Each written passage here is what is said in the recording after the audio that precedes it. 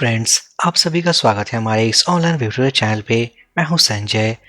इस video session में guys हम कंटिन्यू करने वाले हैं स्टूडेंट मैनेजमेंट सिस्टम प्लगइन, जो इस प्लेलिस्ट का सेकंड प्लगइन है।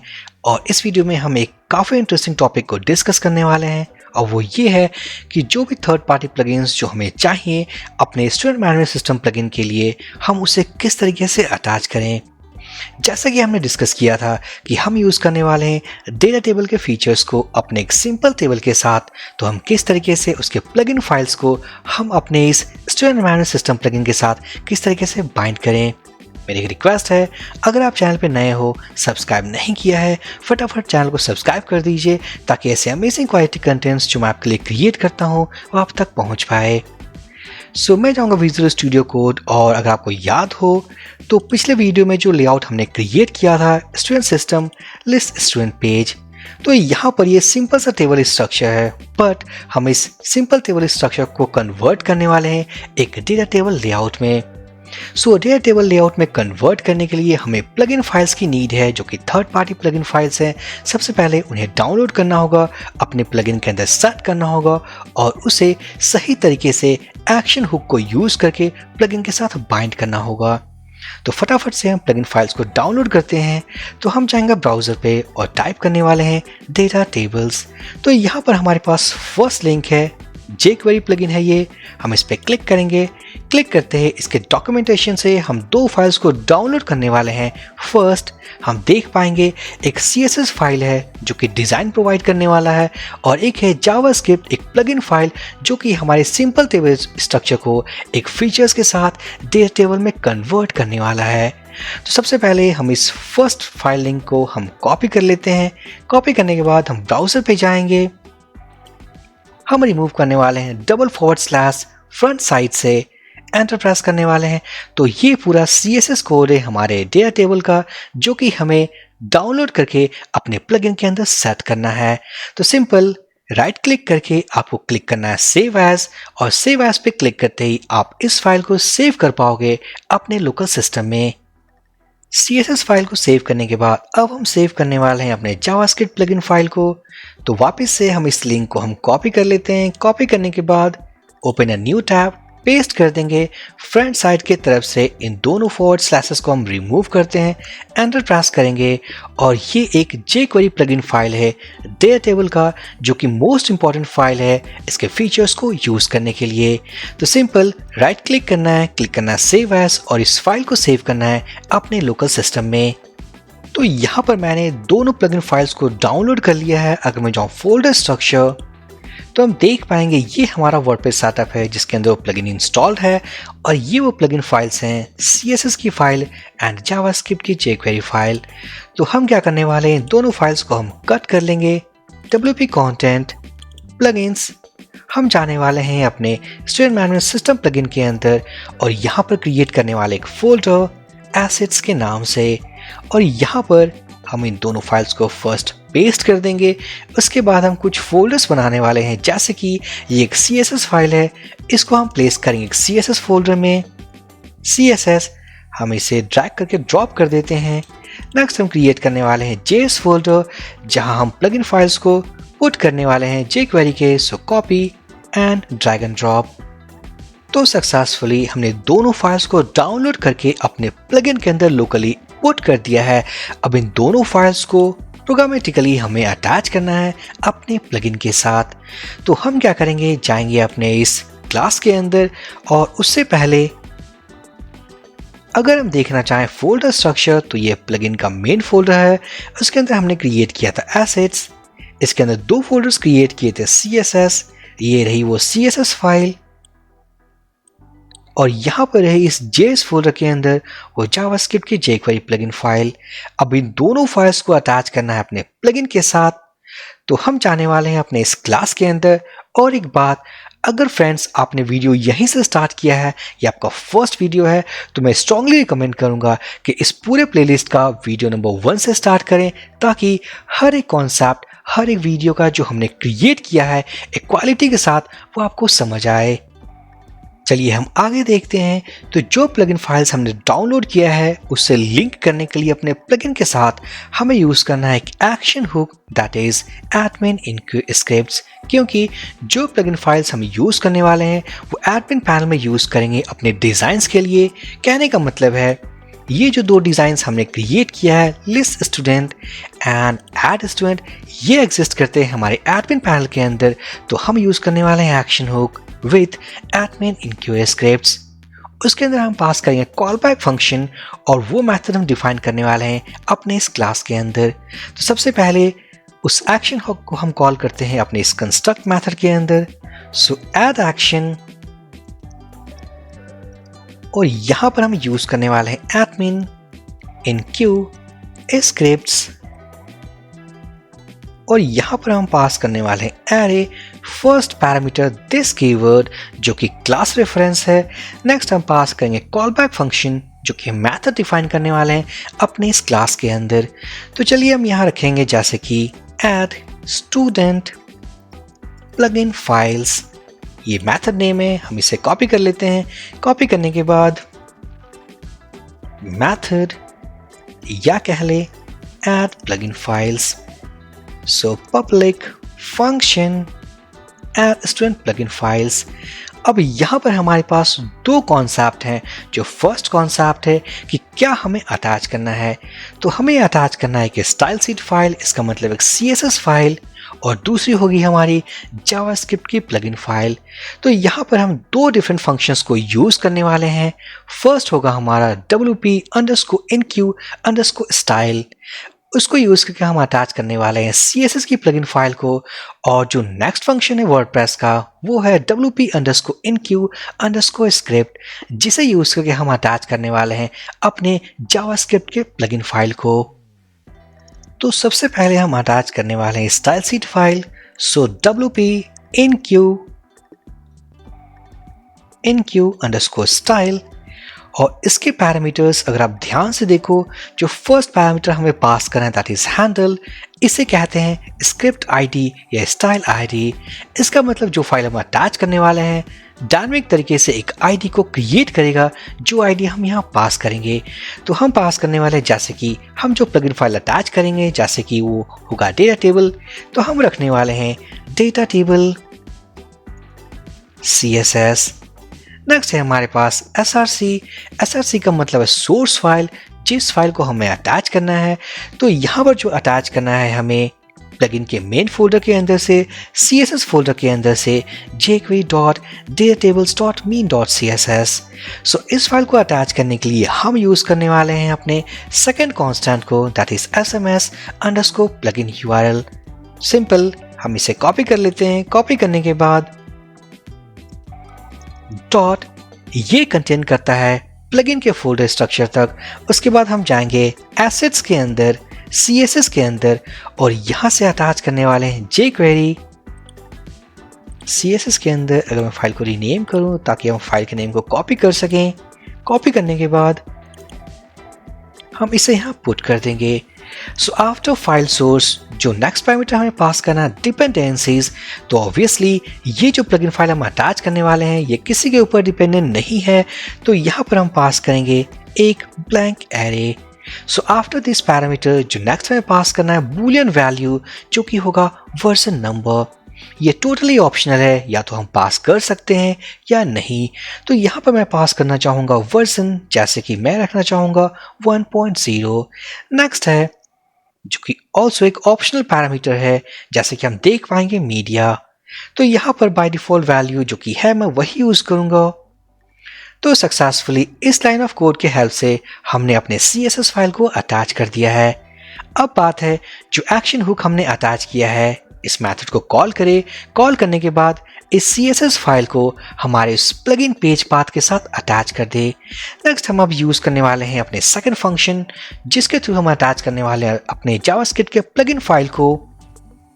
सो स्क्रिप्ट wp_enq_script, और यहाँ पर इस फंक्शन के पैरामीटर्स पे ध्यान दें तो जो फर्स्ट है दैट इज हैंडल। जैसा कि मैंने कहा था ये एक आईडी वैल्यू है, तो जो प्लगइन फाइल को हम अटैच करना चाहते हैं उसकी एक आईडी हमें स्पेसिफाई करना है। तो यहाँ पर इसे कहते हैं डेटा टेबल जेएस, क्योंकि ऑब्वियसली ये हमारा फर्स्ट फाइल CSS था तो ये JS फाइल है। नेक्स्ट हमारे पास है SRC, तो हम यूज़ करने वाले हैं अपने प्लगइन के कांस्टेंट को। उसके बाद हम जाएंगे एसेट्स फोल्डर के अंदर, उसके बाद JS फोल्डर के अंदर, और इस फोल्डर से हम यूज़ करने वाले हैं अपने प्लगइन के फाइल को मैं रीनेम करके इसके पूरे फाइल नेम को कॉपी कर लूँगा and paste it. Next parameter है डिपेंडेंसीज, तो ये जो प्लगइन फाइल है ये डिपेंडेंट है jQuery प्लगइन फाइल पे। तो यहाँ पर मैं यूज़ करूँगा एरे, और इस एरे के अंदर मैं पास करने वाला हूँ jQuery। सारे जो लेटर्स जो मैंने टाइप किए हैं jQuery स्पेलिंग के लिए वो सारे लोअर केस में हैं, और ये फाइल ऑटोमेटिकली वर्डप्रेस प्रोवाइड करता है। तो यहाँ पर ये जो प्लगइन फाइल हम अटैच करने वाले हैं ये प्लगइन फाइल डिपेंडेंट है jQuery के प्लगइन फाइल पे जो हमने यहाँ पास किया है, और ये file WordPress by default provide करती है। तो ये गलती आप मत करना कि इस फाइल को भी डाउनलोड करके सीरियल लिंक के थ्रू आप अटैच करना। सो ये गलती मत करना। यहाँ पर नेक्स्ट पैरामीटर होगा हमारे पास वर्जन नंबर, तो मैं यहाँ भी इस फाइल को देना चाहूँगा 1.0, एंड नेक्स्ट जो कि बूलियन वैल्यू है टोटली ऑप्शनल है, तो एज इट इज़ हम इसे ब्लैंक पास कर देंगे। तो यहाँ पर फ्रेंड्स हमने दो फाइल्स को अटैच कर लिया है। First one is CSS and second one is JavaScript plugin file. तो एक बार हम एग्जीक्यूट करके देखते हैं क्या इन फाइल्स को हम देख पा रहे हैं अपने फ्रंट एंड पे मीन्स एडमिन पैनल के अंदर। सो एक बार हम सही तरीके से चेक कर लेते हैं। ये हमारा एक्शन हुक है जो कि एडमिन के अंदर हमारे प्लगइन फाइल्स को अटैच करने वाला है। इसके बाद ये एक्शन हुक जब ट्रिगर होगी ये मेथड कॉल होगा, और इस मेथड के अंदर हमारे पास कुछ कोड है जो कि एग्जीक्यूट होने के बाद हमारे फाइल्स को ऐड करने वाला है। सो सेव करने के बाद मैं ब्राउज़र पे जाऊंगा। ब्राउज़र पे जाने के बाद अगर मैं जाऊँ लिस्ट स्टूडेंट, रीलोड करूँ, रीलोड करने के बाद अगर मैं जो सोर्स कोड पेज के right click view page source, और यहाँ पर अगर मैं सर्च करूँ डेटा टेबल, तो हम देख पाएंगे डेटा टेबल CSS-CSS। ये वो आईडी है जो हमने स्पेसिफाई किया था, इसने खुद से अपेंड किया है एक -CSS। और यहाँ पर अगर इस फाइल लिंक पर अगर ध्यान दो आप, तो this file is coming from student management system plugin. तो सक्सेसफुली हमने अपने डेटा टेबल के CSS फाइल को सक्सेसफुल तरीके से अपने लेआउट्स के साथ बाइंड कर दिया है। अगर हम सर्च करें अपने second file data table keyword के बेसिस पे, तो यहाँ फ्रेंड्स हम देख पाएंगे ये जो फाइल है डेटा टेबल -js, तो ये वो हैंडल आईडी है मींस आईडी वैल्यू जो कि हमने पास किया था अपने इस स्क्रिप्ट फाइल को अटैच करने के लिए। और अगर मैं क्लिक करूँ इसके लिंक पे, so this JavaScript plugin file is coming from, आप देख पाओगे स्टूडेंट मैनेजमेंट सिस्टम। तो सक्सेसफुल तरीके से इन दोनों प्लगइन फाइल्स को हमने अटैच कर लिया है अपने प्लगइन के साथ। अब काम क्या करना है, अगर मैं जाऊँ इसके डॉक्यूमेंटेशन पे, तो एक बार सही तरीके से हमने अगर दोनों फाइल्स को अटैच कर दिया तो हमें यूज़ करना है डेटा टेबल मैथड, और इस मैथड के अंदर हमें पास करना है उसकी आईडी, इसका मतलब टेबल की आईडी। तो हम फटाफट से क्या करने वाले हैं, दो फाइल्स हम और क्रिएट करने वाले हैं अपने इन्हीं फोल्डर्स में। जैसे कि CSS के अंदर मैं क्रिएट करूँगा एक फाइल custom.css, ताकि हम इस फाइल के अंदर अपना कस्टम CSS कोड लिख पाएं, और JS फोल्डर के अंदर मैं क्रिएट करने वाला हूं script.js, ताकि अपना कस्टम जावास्क्रिप्ट कोड हम इसके अंदर लिख पाएं। सो यहाँ पर इस फाइल के अंदर script.js सबसे पहले हम इन दोनों फाइल्स को अटैच करेंगे अपने प्लगइन के साथ। तो अगर मैं इस कोड स्निपेट को अगर मैं कॉपी कर लूँ, कॉपी करने के बाद पेस्ट कर दूँ custom-css, ये आईडी वैल्यू है, और इस बार हम अटैच करने वाले हैं custom.css। नेक्स्ट अगर हम इस लाइन ऑफ कोड को भी कॉपी कर लेते हैं, तो यहाँ पर ये होगा custom-js, और इस बार हम ऐड करने वाले हैं नॉट कस्टम, हमने नाम रखा है script.js। सो jQuery हम इसे रिमूव कर देंगे script.js और इसके भी डिपेंडेंसीज होगी हमारे JavaScript means jQuery plugin file के साथ। तो सक्सेसफुली अगर मैं सेव कर दूं, सेव करने के बाद अगर यहाँ पर मैं एक सिंपल सा कमेंट लाइन लिखूं, this file is coming from student management system, इसी कमेंट लाइन को कॉपी करके अगर मैं CSS के अंदर भी यूज कर लूं, सेव करने के बाद अगर मैं जाऊं सोर्स कोड पे रीलोड करूं, तो अगर हम सर्च करें जैसे कि script-js, तो हम देख पाएंगे this file is coming from SMS। और जो सेकंड फाइल थी उसे सर्च करें अगर हम custom-css, तो हम देख पाएंगे this file is coming from SMS। तो सक्सेसफुली सारे प्लगइन फाइल्स को हमने अटैच कर लिया है अपने कस्टम प्लगइन के साथ। यहाँ पर आगे बढ़ने से पहले मैं आपको एक चीज और समझाना चाहूंगा। ये जो पैरामीटर्स हमने यूज किया है, अगर मैं सही तरीके से आपको दिखा पाऊं, तो जैसे कि ये custom-css, ये आईडी हमने यूज किया है अपने CSS फाइल को अटैच करने के लिए। ये है सोर्स जो कि हम देख सकते हैं, ये URL है। नेक्स्ट है हमारे पास 1.0 जो कि वर्जन नंबर हमने यूज़ किया अपने इस फाइल के लिए। सो अगर मैं इसके आगे जाऊं, इस URL के आगे, तो हम देख पाएंगे प्लगइन फाइल के साथ, इसका मतलब जो CSS फाइल है उस फाइल के साथ क्वेश्चन मार्क हमारे पास एक क्वेरी स्ट्रिंग वेरिएबल है ver के नाम से, और उसके अंदर जो वैल्यू है दैट इज 1.0, और ये वो वर्जन नंबर है जो हमने मेंशन किया है अपने यहाँ के कोड में। नेक्स्ट है हमारे पास ऑल जो कि डिफ़ॉल्ट वैल्यू था, तो हम देख पाएंगे यहाँ पर मीडिया इक्वल्स टू ऑल जो कि ऑटोमेटिक तरीके से इसने इस टैग के अंदर मींस ऐड किया है। तो ये है कुछ सिंटैक्स एक्सप्लेनेशन जो कि इस कोड के बेसिस पे उसने वो कोड जनरेट किया है। अब हम क्या करने वाले हैं, अपने इस जावास्क्रिप्ट फाइल के अंदर जो हमने मींस मैनुअल तरीके से क्रिएट किया है, इसके अंदर हम कोड को लिखने वाले हैं, और उस कोड के जरिए जो सिंपल सा टेबल स्ट्रक्चर था, अब उस टेबल के साथ हम डेटा टेबल को बाइंड करेंगे। तो उसके लिए सबसे पहले हम क्या करते हैं, अपने जाएंगे पेजेस वाले फोल्डर के अंदर और हम ओपन करने वाले हैं liststudent.php फाइल। अपने हम उस टेबल को एक ID स्पेसिफाई करने वाले हैं। सो ID इक्वल्स टू tbl-student-table। अब इसी ID को यूज करने वाले हैं डेटा टेबल मेथड के अंदर। सो ID मेंशन करने के बाद हम इसे कॉपी कर लेते हैं। हम जाएंगे script.js फाइल के अंदर और यहाँ पर मैं यूज करने वाला हूँ jQuery के कुछ सिंटैक्स को। सो jQuery फंक्शन, और एक बात, जब आप वर्डप्रेस का jQuery यूज करो जो कि डिपेंडेंसी एज ए हमने यूज किया है jQuery, तो रिमेंबर आपको $साइन यूज नहीं करना है जैसे आप रेगुलर बेसिस पे आप jQuery कोड में यूज करते हो। इंस्टेड आपको jQuery टाइप करना है। सो jQuery फंक्शन कर्ली पेयर्स, और इसके अंदर हम यूज करने वाले हैं अपने डेटा टेबल के कोड को। तो यहाँ पर अगर मैं डॉक्यूमेंटेशन पे जाऊँ, तो ये वो कोड है जो कि आफ्टर अटैचिंग 2 प्लगइन फाइल्स हमें यूज करना है। सिंपल, हम इस लाइन ऑफ कोड को कॉपी कर लेते हैं। कॉपी करने के बाद हम इसे पेस्ट कर देंगे, और यहाँ पर जो स्टैटिक ID इसने दिया है हम चेंज करके अपनी ID को प्लेस करने वाले हैं, दैट इज tbl-student-table।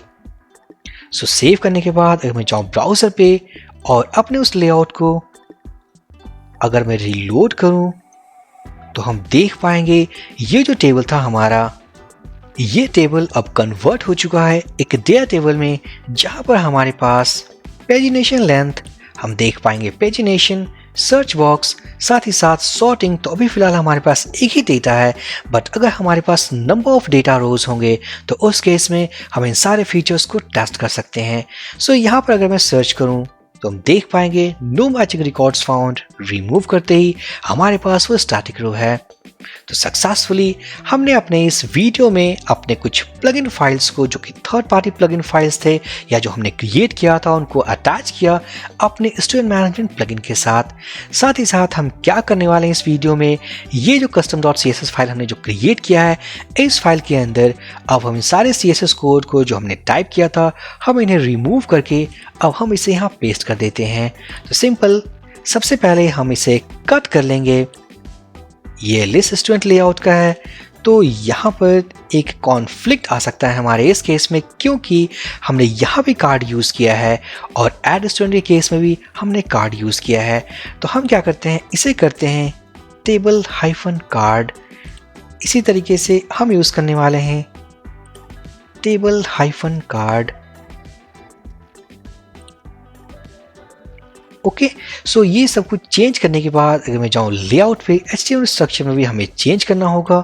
सो इस बार ये कार्ड के प्लेस पे होने वाला है टेबल हाइफन कार्ड। सब कुछ सेव करने के बाद अगर मैं जाऊँ ब्राउज़र पे, रीलोड करते हैं, तो हम देख पाएंगे कोई डिज़ाइन लॉस नहीं हुआ, क्योंकि वो सारा CSS कोड जो हमने स्टैटिक तरीके से इस पेज पे टाइप किया था, हमने उसे कट करके अब एक सेपरेट फाइल में पेस्ट कर दिया है and they are working.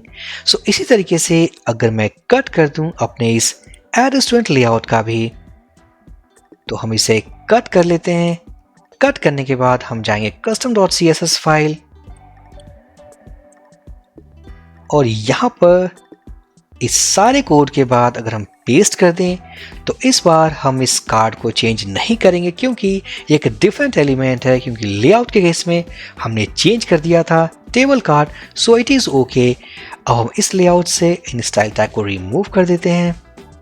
Remove करने के बाद अगर मैं जाऊँ ब्राउज़र पे एड स्टूडेंट लेआउट, तो हम देख पाएंगे डिज़ाइन इज ऑल्सो वर्किंग। सो यहाँ पर अगर मैं क्लिक करूँ, right click, view page source, और अगर सर्च करूँ custom-css स्टूडेंट मैनुअल सिस्टम, तो हम देख पाएंगे हमारा सारा कोड अवेलेबल है। सो इंस्टेड कि हम पेज वाइज अपने CSS को पुट करें, हम उन सारे CSS को एक सेपरेट फाइल में पुट कर सकते हैं, क्योंकि इस फाइल को हमने अपने प्लगइन के साथ लिंक कर दिया है। तो सक्सेसफुली गाइज, ये वीडियो आई थिंक काफ़ी इन्फॉर्मेटिव था कि किसी भी थर्ड पार्टी प्लगइन फाइल्स को अगर अटैच करना हो अपने वर्डप्रेस प्लगइन के साथ, तो हम किस तरीके से कर सकते हैं। सो प्लीज़ वीडियो को लाइक कर दें, कमेंट कर दें, चैनल को सब्सक्राइब कर दें। हम मिलते हैं अपने नेक्स्ट वीडियो में। So for this video session guys, thank you for watching and have a great day.